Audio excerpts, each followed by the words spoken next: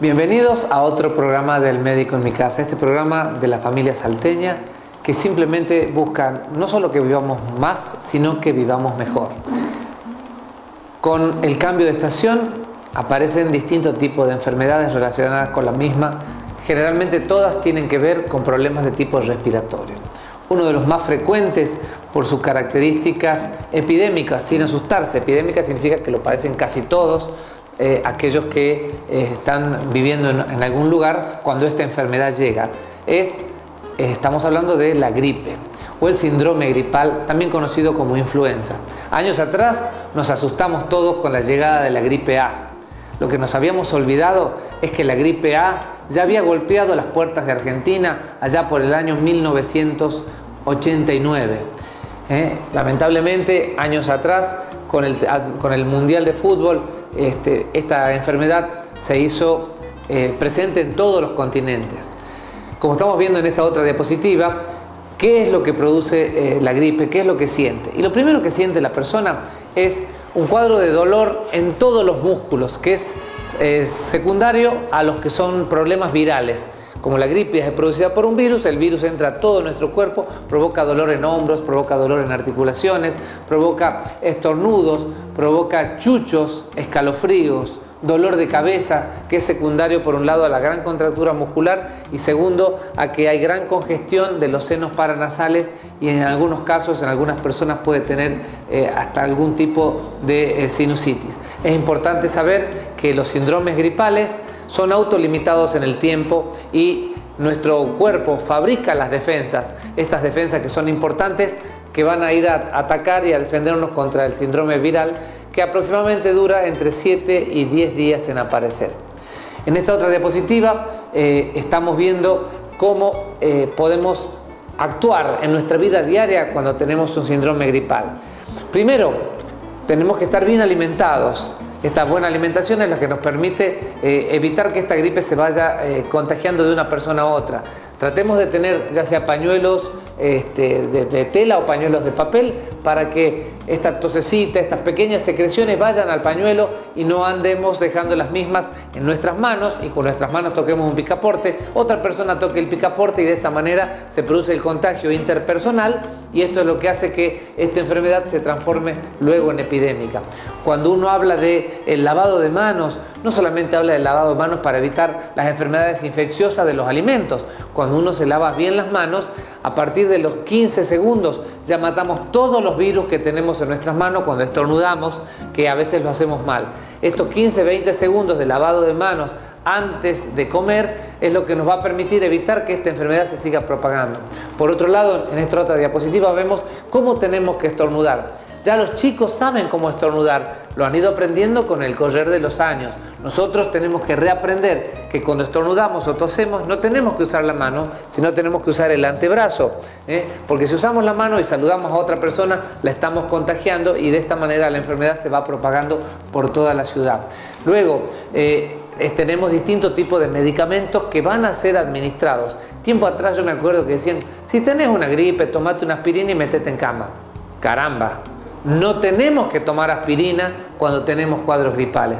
La aspirina tiene una contraindicación relativa, ya que en algunos casos la aspirina puede provocar algún tipo de hemorragias, porque es muy importante reconocerlo. Entonces, la aspirina no es el medicamento adecuado, sino el paracetamol, y para eso están los profesionales que te lo van a indicar.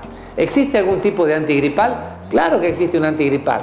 El antigripal que existe tiene un nombre mundialmente conocido que se llama Tamiflu y hoy por hoy lo entrega el Estado de la provincia de Salta y el Estado Nacional. Es un medicamento antiviral. Es muy caro, pero gracias a Dios hoy por hoy es gratis y este medicamento administrado lo que hace es cortar la enfermedad de cuajo. Por eso es importante que cuando uno comienza con este cuadro vaya a su médico de cabecera, vaya a su médico de familia para que el médico le haga la indicación, va a la salita y ahí le entregan el Tamiflu en forma absolutamente gratuita.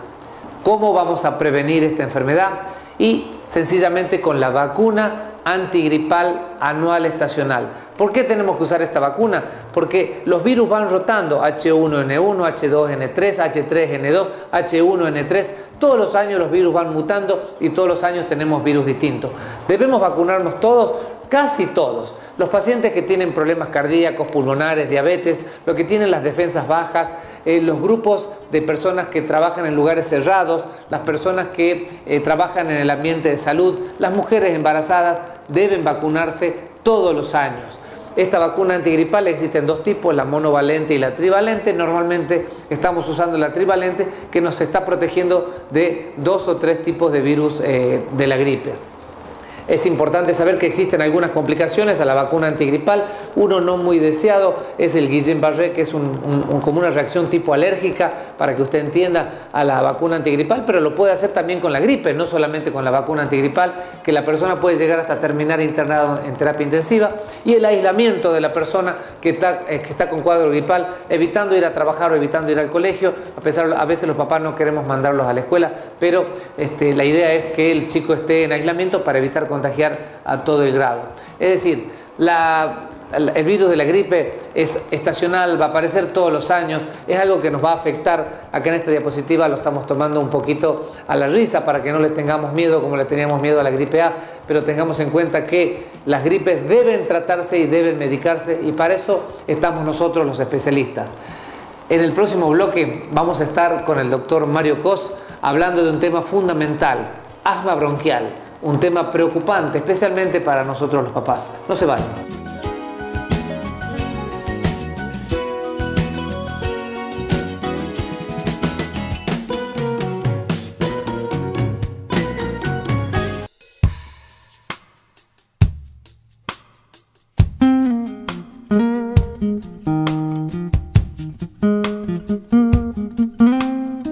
¿Qué tal? Aquí en El Médico de mi Casa hemos invitado nuevamente al doctor Mario Cos, especialista en neumonología, y teniendo en cuenta la época del año y los problemas respiratorios, vamos a hablar de una enfermedad que es cada vez más frecuente, que es el asma bronquial. ¿Qué tal, Mario? ¿Cómo estás? ¿Qué tal? Un gusto estar contigo. Ahí escuchaba el otro día una persona, un médico allá en Buenos Aires, que hablaba de que el asma bronquial, por su aumento en el porcentaje de personas que lo padecen, podría ser hasta una pandemia en este milenio, ¿es cierto? Sí, por suerte, por sí, sobre todo las enfermedades alérgicas en general. Pasa que las enfermedades alérgicas han aumentado en este último decenio por varias circunstancias. Primero hay que definir qué es el asma, porque a veces el concepto de la enfermedad está equivocado y hay médicos que lo encaran de forma distinta a lo que es el diagnóstico del asma. El asma es una enfermedad inflamatoria de los bronquios crónica. ¿Sí? Correcto. Es crónica y es inflamatoria. ¿Qué ocurre? Los bronquios tienen un tapiz, una alfombra, que está totalmente alterada en su estructura en las personas que tienen asma o rinitis alérgica, y que con medicación adecuada eso puede volver a su estructura normal. O sea que es reversible. Es reversible. ¿Quiénes son los desencadenantes? Los desencadenantes pueden ser elementos físicos, como por ejemplo los que más desencadenan el problema: cambio de tiempo, el frío, hechos como por ejemplo correr, reírse, emociones. Pero hay un gran desencadenante que es la alergia. ¿Quiénes son alérgicos? Alérgicos son las personas que tienen aumentada una defensa del organismo que se llama inmunoglobulina E, que se puede medir. Así como el diabético tiene aumentada el azúcar y se puede medir, el que tiene alergia tiene aumentada la inmunoglobulina E y se puede medir. Un análisis de sangre sencillo. Un análisis de sangre simple, o bien un estudio que se llama testificación alérgica, en el cual se hacen unas pruebas en el brazo, en el antebrazo, y se detecta si es alérgico y a qué es alérgico. Ese es el segundo punto, ¿sí? Perdón, ¿es hereditaria la alergia? Generalmente sí, no necesariamente. Bien. Estos factores alérgicos, entre los más frecuentes que son los alergenos, están los ácaros. Los ácaros son insectos microscópicos que viven alrededor del ser humano. ¿Por qué? Porque estos bichitos se comen, se alimentan de las células que se nos caen del cuerpo. Siempre se nos están cayendo células del cuerpo. Los bichitos comen las células esas. La caca del bicho que queda suspendida, imagínate ese bicho microscópico, queda suspendida en el medio ambiente. Eso es lo que te produce la alergia inhalatoria. Hasta ahí estamos. Seguro. ¿Dónde están los bichitos? ¿Dónde está el hombre? ¿Dónde está el hombre bajito hoy? ¿Está afuera? No. Está en la computadora, está dentro de la casa. Cuanto más confort tiene la casa, hablamos de aire acondicionado, de estufas, de alfombras, más cantidad de ácaros hay. Increíble. Entonces, es una enfermedad mucho más frecuente en los chicos que están metidos dentro de las casas que en los chicos que están jugando a la pelota. Esto se empezó a sospechar en un estudio muy interesante que hicieron en Alemania. Cuando cayó el muro, agarraron y dijeron, ¿qué cantidad de asmáticos habrá en Alemania Oriental o en Alemania Occidental? Y dijeron, tendría que haber más en Alemania Oriental porque las personas estas no tienen salud, claro, no tienen hospitales, no tienen buena alimentación, están todo el día en la calle, no tienen computador. No, dio que tenían menos. Increíble. Dio que tenían menos que en Alemania Occidental. Entonces es una enfermedad que va aumentando porque los niños están desarrollándose en todas sus actividades dentro de habitaciones. Y dentro de la habitación están las alergias. Hay un aumento, la proporción hoy en Salta anda entre el 20 y 25% de chicos alérgicos. Caramba, es enorme, es enorme. Y se reparte entre la rinitis y el asma. ¿Hay alguna que sea fase superior de otra? No. Lo que te toca, por ser alérgico, vos tenés la liberación, se produce así. Hay una célula que se llama mastocito. Sí. El mastocito está defendido por la inmunoglobulina E. Las personas tienen más cantidad de inmunoglobulina E, viene algo de afuera, se produce la reacción antígeno con la inmunoglobulina E y se produce la liberación de sustancias al azar. Esa liberación de sustancias, la más conocida es la histamina. Entonces, pero hay un montón, miles de sustancias. Sí, sí, sí. Y pueden actuar en 3 lugares. En la nariz me produce moco como agua, estornudo, picazón de ojos, y a eso se le llama rinitis alérgica. Cuando actúan los bronquios se contraen. ¿Qué es el asma? La contracción del músculo y no me deja respirar. Así es. Eso es asma. Y si se me actúa en piel, me produce urticarias, me produce eczemas. La misma enfermedad alérgica en 3 lugares. Puedo ser una persona que tiene alergia en piel y que tiene asma, o que tengo rinitis y alergia en piel, o que tengo asma y rinitis. Cualquiera de las cosas es factible porque potencialmente puedo tener las 3. Seguro. Entonces, y aparte, como acaba de decir que tiene alguna relación el factor genético, si papá y mamá, los dos son alérgicos, exacto, los chicos... Y una cosa que está concatenada con lo que hablamos en un programa anterior, hay un 30% más de chicos asmáticos en padres fumadores. Caramba, es mucho. Así de importante es. Me olvidé de decirte, para que tengas una idea con respecto a otro programa que hemos hecho, si un niño vive en la casa de un fumador de 20 cigarrillos por día, al cabo de 5 años, cuando el chico tiene 5 años, se fumó 100 etiquetas de cigarrillos. Esa es la cantidad estadísticamente que está comprobada. Es una locura. Una locura, seguro que sí. Esta enfermedad del asma es una enfermedad que es crónica, decías. Es decir, que una vez que se detecta que un chico, una chica, un niño, una niña tiene la inmunoglobulina E alta, ¿la va a tener alta toda su vida? Sí. No necesariamente tengo que tener la inmunoglobulina E alta para ser asmático. Correcto. La mayoría la tiene, pero puedo tener asma, porque la definición es inflamación crónica, sin tener la inmunoglobulina E aumentada y simplemente tener los síntomas de la enfermedad. La enfermedad se llama multifactorial.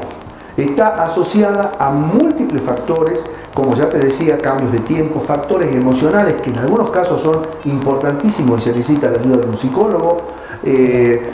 O sea que tiene un componente psicosomático. Tiene un componente psicosomático importante y tiene también periodos de la vida. Vos tenés chicos que son asmáticos de los 4 a los 5 años, a los 10, 11, 12 años se les va, y de pronto a los 17 vuelve, o vuelve a los 40, o vuelve a los 50, o personas de 60 años que empiezan con la enfermedad. No es lo frecuente, pero tenés esa variación. Me pasó con una paciente que se embarazó y dejó de tener crisis de bronquitis. Exacto. O sea que tiene que ver absolutamente distintas etapas de la vida. Lo que vos decís, tenés una embarazada que era asmática, se embarazó y deja de tener crisis asmática, y una paciente que nunca en su vida tiene asma, queda embarazada y empieza con asma durante los 9 meses del embarazo y después se le va. Así es. Y vos tenés un paciente que cuando hay humedad viene y me dice, doctor, no doy más del asma por la humedad que hay, detrás de ese viene otro y dice, doctor, hoy estoy al pelo que hay humedad. Tenés pacientes asmáticos en la poma, en Cafayate, en San Antonio de los Cobres. O sea, no hay clima para el asma. No es que yo no, el clima seco me recomienda, pero vos no sabés la cantidad de gente que viene al consultorio que es de Rosario, de Buenos Aires. Yo, el médico me dijo que cambie de clima porque así me iba a curar el asma y se vinieron a vivir acá. Y siguen con el asma igual, por supuesto. Seguro. Bueno, Marito, vamos a pedir una pausa ahora para seguir en el próximo bloque hablando más sobre cómo podemos diagnosticar el asma y cómo podemos prevenir y tratar las crisis. No se vayan, que hay más Médicos de Casa.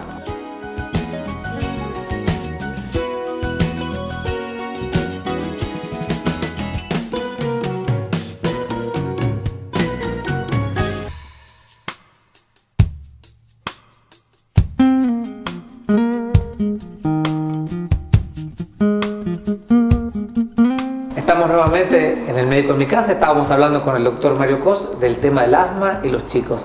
Mario, ¿asma y deporte son sinónimos o son antónimos?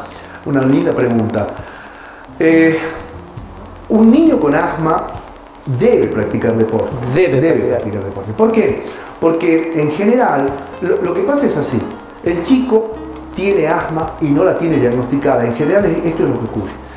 Está yendo al pediatra, el pediatra, no sé por qué, pero no se animan, le dan salbutamol, ven que tiene crisis, le ponen una inyección de dexametasona, pero no, asma no es. Es broncoespasmo, tenés una bronquitis espasmódica. Ese es el diagnóstico más frecuente de los pediatras. Entonces el paciente se sienta, ¿y cuánto hace que tiene esto? No, el chico esto lo tiene hace 3, 4 años. ¿Y está medicado de forma crónica? No. ¿Y hace deporte? No, el chico no puede hacer deporte, yo no lo dejo que haga nada. Está el chico en su casa con un complejo de inferioridad tremendo, no puede correr, se siente un infeliz. Perdón, te digo que a mí como cardiólogo por ahí me llegan las mamás y dicen, necesito doctor, no lo consigo, es un pediatra que me haga un certificado que este chico no puede hacer actividad física porque tiene asma. Le digo, un momento, le digo, creo que hay un pequeño error. Entonces, y lo más curioso es esto. En la parte de los colegios, cuando se hace la aptitud física, le piden un electrocardiograma. ¿Cuántos electrocardiogramas patológicos has encontrado en estudios de chicos? Pero no le piden una espirometría antes y después de correr, que sería el estudio necesario para ver si un chico puede hacer actividad física o no. Es increíble. Es más, a nadie se le pasa por la cabeza que podría hacer una espirometría. Cuando voy a hacer una espirometría a un chico antes y después de correr, te das cuenta que el chico no puede hacer. No puede hacer sin medicación. Claro. Todo chico con asma, si está bien medicado por su médico, ¿sí?, puede hacer actividad física. En general, se aconseja que el niño haga un broncodilatador beta 2. Lo digo así y no digo nombre ni nada para que vayan al médico. Seguro. Pero lo hace con media hora de anticipación que va a hacer alguna actividad física y tiene que hacer un precalentamiento lento, para que de a poco la vía aérea se vaya adaptando. ¿Qué no debería hacer? Juegos que requieran una actividad brutal e inmediata. Por ejemplo, jugar al fútbol de delantero. Esos piques. El básquet no estaría muy recomendado. Béisbol podría ser, qué sé yo, juegos que no requieran ese dinamismo. Tenis podrían jugar. Y la otra gran pregunta es la pileta. Todos quieren mandar a la pileta, porque la pileta, en realidad, la natación es uno de los deportes más completos, todos lo sabemos de eso. Cuando vienen y me preguntan, doctor, ¿puedo mandar chico a la pileta? Les digo no. ¿Por qué les digo no? Porque ningún chico se cuida de esto. Todos se meten bajo el agua,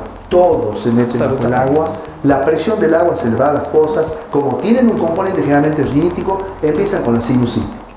A las piletas las mantienen con un cloro, una burrada de cantidad de cloro que le están poniendo a las piletas. Entonces el cloro ya es solamente estar en ese ambiente ya está afectando las vías aéreas.